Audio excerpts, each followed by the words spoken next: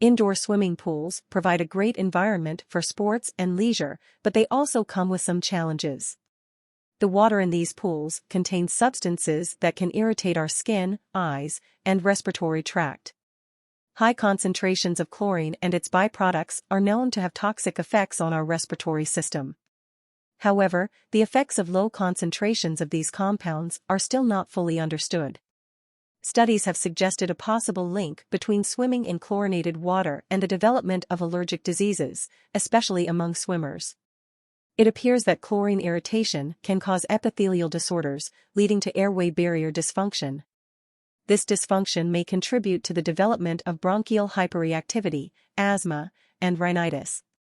During swimming, our breathing pattern changes, and we may experience increased bronchial spasm due to hyperventilation and exposure to cold air. This can trigger the release of inflammatory mediators, leading to chronic bronchial inflammation and potential remodeling of the airways.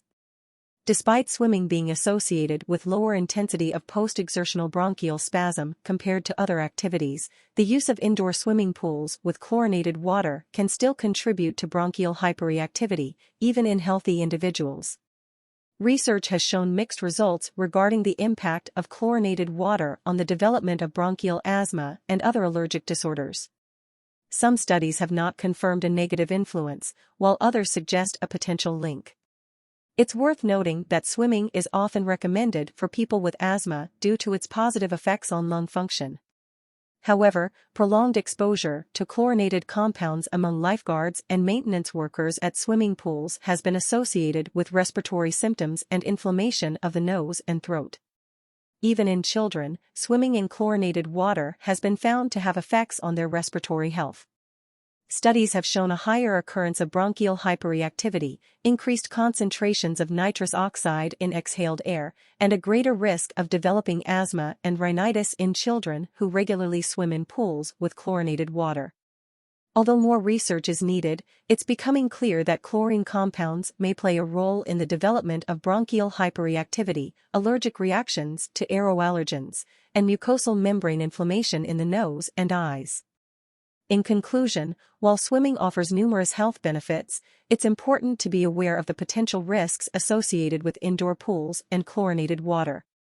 Adequate air circulation and ventilation are crucial to dissipate toxic compounds suspended in the air. Further research is needed to fully understand the impact of chlorinated water on our respiratory health and to develop measures to ensure a safe and enjoyable swimming experience for everyone. So, the next time you jump into an indoor swimming pool, remember to dive in with caution and keep your respiratory health in mind. Stay informed, stay healthy, and enjoy the benefits of swimming while taking necessary precautions. If you enjoyed this video, you'll be sure to enjoy this one. Also, be sure to like, subscribe, and turn on notifications so you get notified when I release a new video. Be sure to check out some of the recipes on my channel as well.